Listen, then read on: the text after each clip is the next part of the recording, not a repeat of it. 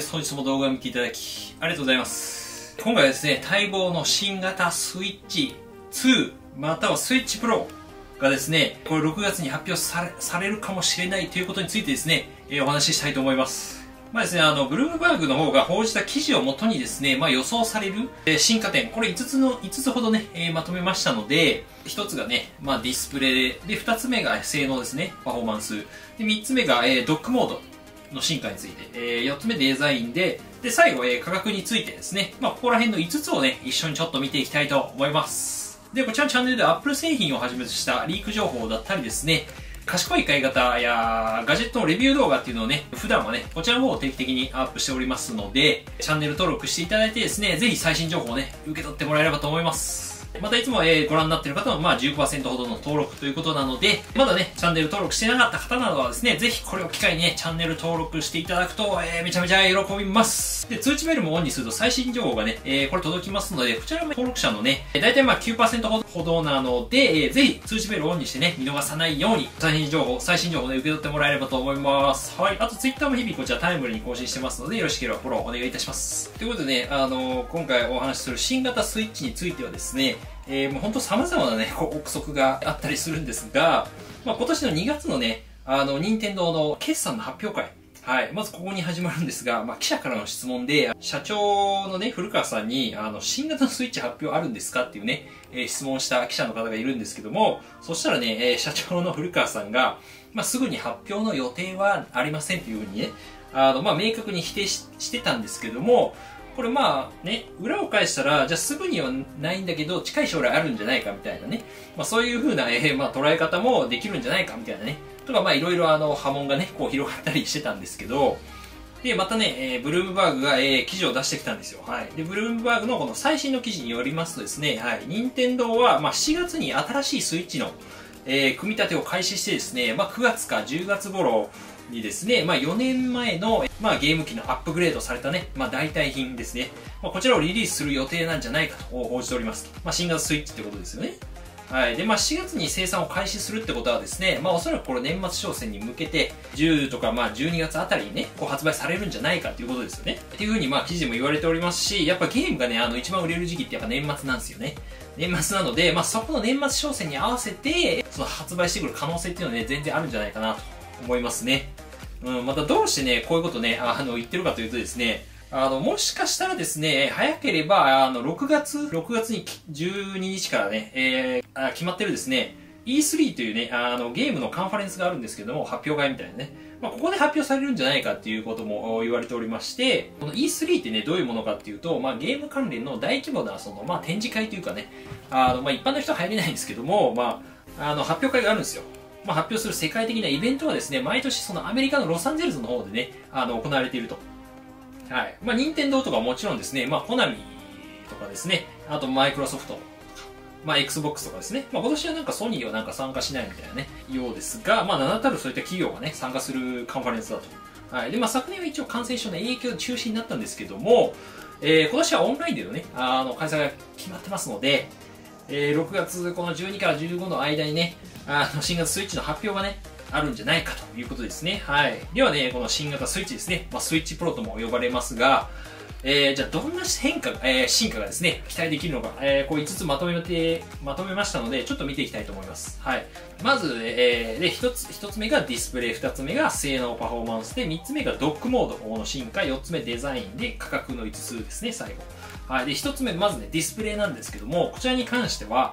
現在ね、6.2 インチのディスプレイからですね、7インチに大きく変わると。大きくなって、サムスン社製の有機 EL ディスプレイを採用する、可能性が高いということですね。はい。以前はそのミニ LED の搭載の噂とかもね、もちろんあったんですけども、アップルですらね、結構生産の遅れとかですね、安定供給が難しいっていうのがね、今回、新型のね、iPad Pro の 12.9 インチにミニ LED がね、搭載されてるんですけども、それでも結構、ね、うまくいってない、在庫がね、まだまだ、到着までに時間がかかるということなので、おそらく有機 EL がね、やはり安定供給とかの意味では、濃厚かなと思いますね。はい、あとまた、ミニ LED、まだまだね、やっぱコストが高いので、そういった面からも厳しいんじゃないかと思いますね。またやっぱスイッチのその出荷台数というのはですね、今累計で8000万台をね、もう超えてるんですよね。もう超えてるので、感染症の影響とかもあって、需要に対してね、全然、供給が間に合ってないというか、もう全然売り切れね、しちゃった時期とかもあったじゃないですか。スイッチの転売がすごかったみたいな。はい。そういった時期もあったので、安定的にやっぱね、サムスンとかであれば、有機 EL ならね、生産をね、安定的に供給できるんじゃないかなと思ったりもしますしね。はい。ただ、ちょっと残念な点としては、解像度に関しては今の 720p っていうのをね、おそらく維持されるんじゃないかなということで、はい。やっぱコストの面とかですね、さっき言った、あと、任天堂のターゲットっていうね、この売りたい人っていうのは、すごいガチガチのゲーマーというよりかはですね、やっぱ一般の方向けなので、そんな解像度をね、求めてないというね、おそらくそういったところは、ターゲットしてないので、解像度は載せないんじゃないかっていうところですね。はい、あとスイッチの画面とかはね、ただスマートフォンとか比べるとちょっと残念な感じにはなっているので、小さい画面でね、プレイね、これしたことある人はご存知だと思うんですけども、やっぱなかなかね、iPhone とか iPad とかに比べちゃうとですね、画面がなんか暗いしね、灰色がかった感じで、なんか微妙なんですよね。あんま良くない。これでやっぱ7インチにね、大型化してですね、やっぱゲームへのこの没入感とかもね、やっぱ大きく良くなりますし、あと有機 EL ディスプレイによってね、やっぱ非常にかなりこの、色味とかが含めて大きな改善につながるんじゃないかと思いますね。はい。で続いて2つ目ですね、性能の進化ですね。新型 iPad、新型スイッチにはですね、高速の NVIDIA の、チップが搭載される、見込みでございます。で初代のスイッチはですね、NVIDIA のテグラっていうんですかね、X1 っていうね、CPU が使われてるんですけども、これはもう2015年に登場したものでですね、20ナノメーターっていうね、結構大きめなチップなんですけども、なのでなかなか遅いんですよ、これ。結構時代遅れなんで、2015年のスマホとかをね、使ってるイメージなんですけども、一応2019年8月にですね、新しいモデルになって NVIDIA の、こちらテグラ X1 のさっきの改良版になってですね、16ナノメーターのチップで、あとバッテリーの駆動時間がですね、最大 6.5 から9時間とかね、伸びてはしてるんですけども、新型ではね、じゃあどうなるのかっていうところが気になると思うんですが、NVIDIA がですね、Nintendo Switch 2 Pro 専用のそのカスタムチップをね、今制作、してると報じた記事もありますんで、パフォーマンス性能に関しては非常に大きくね、向上するんじゃないかと思いますね。またメモリの増加とかね、クロックスピードとかもね、基本的にやっぱ高速化すると言われているので、いくらね、任天堂がその一般消費者向けで作ってますよとはいえですね、ちょっとやっぱ PS5 とか Xbox とかに比べると、どんどんね、彼らも11月に出してるんで、性能差がね、ちょっとかなり広がってきてね、いるとは思うんで、これをちょっとね、頑張ってほしいというか、期待したいなというところですね。はい。あと、個人的にはその Bluetooth の音声接続の対応をしてほしいかなというところなんですけども、携帯ゲーム機としてもね、使えるスイッチなんですけども、これ音声を送信するその Bluetooth 接続っていうのには、対応しないんですよね。なんで、ワイヤレスイヤホンとかね、例えばAirPods とか繋いでゲームするみたいな、スイッチでゲームするみたいなのはできないんですよ。はい。これが結構痛いなっていうね、小型で持ち運べるゲーム機だっていうことで、一応ね、トランスミッターっていうね、Bluetooth の、電波をね、送信する機械があるんですけども、そういったものをスイッチにね、単身ブッてさせばですね、簡単にですね、できたりはするんですけど、Bluetooth 接続。一応本体だけでね、そもそもできるようにしてくれよって感じですよね。一応おすすめとしてはですね、今使うとしては Creative BT-W3 とか、こういったもの小さくて結構おすすめだったりしますし、あとはなんかね、グリキットさんっていうのかなの、なんかルートエアフローとかも、結構紹介されてたりして、評価も高かったりするので、これで結構 Bluetooth イヤホンね、挿すだけでも使えたりするので、はい。地味にね、やっぱりもちろん、ね、音が聞けるっていうのもいいんですけども、ボイチャですね。ボイスチャットがね、ここでやっぱできたりするんで、これ便利なんですよね。はい。なんで、なんか友達とね、なんかオンラインでゲームとかで話すともいいんですね。スイッチとPS4 もなんですけども、音マイクついてないんで、結局自分の声を拾えないんですよ。相手の声が聞こえるんだけど。はい。なんで、このボイスチャットがね、やっぱ無線とかでね、非常にゲームしながらでもやりやすいので、結構おすすめですね。はい。配信、最高です。はい。一応概要欄にね、リンクは貼っておきますので、もしよかったらご覧になってください。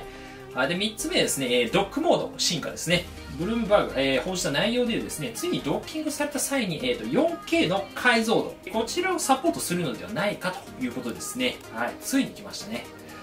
ゲーム別にはね、完全な 4K ではないかもしれないんですけど、ネイティブじゃないかもしれないですけど、少なくともそのテレビにつないだ際に 1080p のフル HD からはもう 1080p のフル HD 以上にね、それ以上に綺麗にね、ゲームできるようになるということですね。はい。おそらくその、手持ちでそのプレイしたりするときと比べてですね、ドックにつなぐことで、おそらく GPU が強化されるというかね、4K を映せるような仕組みになるんじゃないかということですね。いわゆるなんで外付けの GPU と言われる、eGPU ですね、エクスターナル GPU がドックに置くことで、使えるようになるようなね、仕組みになるんじゃないかと、なるかもしれないということですね。はい。あとは、NVIDIA のですね、DLSS というものへの対応ですね。はい。これちょっとね、僕もあんまり知らなかったんですけども、ディープラーニングスーパーサンプリングっていうね、技術がございまして、ゲーム好きな人だったらね、知ってると思うんですけど、ざっくり言うと、解像度の結構低いデータとか、綺麗じゃないね、画面とかね、画質のものをですね、AI がいい感じに綺麗にしてくれるんですよ。これ NVIDIA がね、開発した技術だそうなんですが、ざらついて結構画質のものとかをそんな負荷をかけずに、綺麗に見せることができるということで、フル HD を例えば4K にね、見せることができたりとか、そういう変えれるんだけど、フレームレートとかね、結構高めに維持できたりするんで、滑らかに結構映像が見えたりするということですね。そんななんで性能が、ないものでも、綺麗に見せれると。性能がないマシンとかでね。はい、で比較のね、映像とかね、NVIDIA さんがあったりしたんですけども、そんな要するに力をかけずに綺麗な映像を出せるので、フレームレートとかね、さっき言ったように、画面が滑らかによって、カクついたりね、やっぱしづらくなるってことですね。はい。なんでゲームの操作も軽くなったりするということです。はい。なので、そんなにやっぱ性能が高くないですね。比較的高くないスイッチでも、綺麗な映像でゲームできるようになるかもしれないですね。はい。はい、で4つ目、デザインですね。はい。デザインのリークに関しては、そんなにね、ないんですけども、ある程度はね、性能から予測できるかなっていうところで、感じでですね、6.2 インチから7インチに画面が大きくなるということなので、おそらくその画面周りの縁ですよね。この、ベゼルという場所ですけど、ここがおそらくちょっと小さくなるっていうかね、細くなるっていうね、なるんじゃないかなと思います。今の形を維持しながら、やっぱ画面がね、やっぱ大きくできると思うんで、なかなか、ベゼル細くなるんじゃないかなと思いますし、はい。あと、ジョイスティックですね。この結構、なんていう操作ボタンっていうんですか？これがね、なかなか、使いづらいじゃないですか、これ。位置とかもね、もうちょっと使いづらくしてほしいなっていうところもありますし、なんていうの、耐久性もね、あんま高くないので、結構ジョイスティックね、数年使うともうグニャグニャグニャグニャになってるんですよね。これもうまく反応しないし。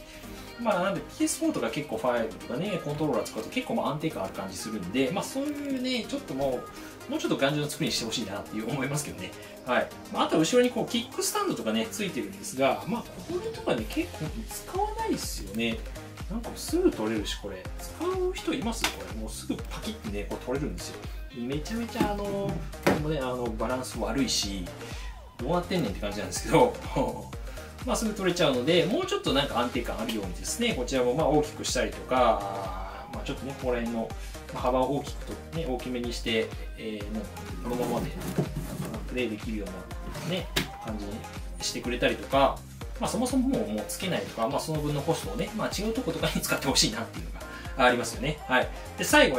気になるですね、スイッチプロ、スイッチ2、こちらの価格なんですけども、お値段がですね、現在一応、任天堂スイッチの価格が、29,980円です。税別なんで、大体税込みで33,000円ぐらい。で、スイッチライトが2万円ぐらい、22,000円ぐらいになってますが、海外だと299ドルで、スイッチライトが199ドルって感じなんですけども、どうやら、100ドルぐらいアップするんじゃないかっていうことで、399ドルぐらいになるんじゃないかと言われております。日本円で、39,800円とかと考えると、税別なんでね、で、43,000円ぐらいかなっていうところですね。値上げの原因としては、中国でのまずね、部品ですね。高価な部品とか、人件費がそもそも上昇してるんですよね。中国で作ってるんですけど、新しいスイッチの価格はやっぱりどうしてもね、299ドルの方からね、押し上げられるやっぱ可能性があるということですね。つまり、やっぱ399ドルか、349ドルとか、そこら辺になるんじゃないかなということですね。大体4万円あたりだとですね、PS5 のそのデジタルエディションとね、それと同じ価格なんですよね。PS5 は未だに在庫少ないんですけどね、これちょっとどうにかしてほしいですけどね。はい、またなんかその、ドックですね。テレビに映したりする、そういったも、さっき言ったドックとかもなしで安くなる可能性もあるという声もあります。なんでドックなしで、大体300ドルとか、349ドルとかね。今と同じ3万円ぐらいで、出してくる可能性もあるということで、確かにそのテレビつないで、ゲームしないよっていう方もいると思うんで、持ち運びだけっていう方には、嬉しいのかなっていう感じですね。はい。個人的にはね、3万円台とかなら結構ありなのかなっていう感じはしてますけど、ただね、PS5 と同じ、デジタルエディションというね、同じ価格だったら、僕だったら PS5 買うかなっていう、2択だったらってか、2択だったらそっち買うかなって思いますけどね。今はちょっと在庫少ないんでね、やっぱり結構ね、ちょっと値段上がってますけど、どうですかね。皆さんは、新型スイッチ登場したら、欲しいですか？いつ頃ね、出ると思いますか？気軽にね、ちょっとコメントとかね、いただければと思います。はい。はい。ということでね、また、こういった動画今後も見たいなって思った方はですね、ぜひチャンネル登録とグッドボタン、お願いいたします。あと数字ベルもね、一番右の数字ベルも押してください。はい。ということで、本日もご覧いただきありがとうございました。また次の動画でお会いしましょう。良い一日お過ごしください。バイバイ。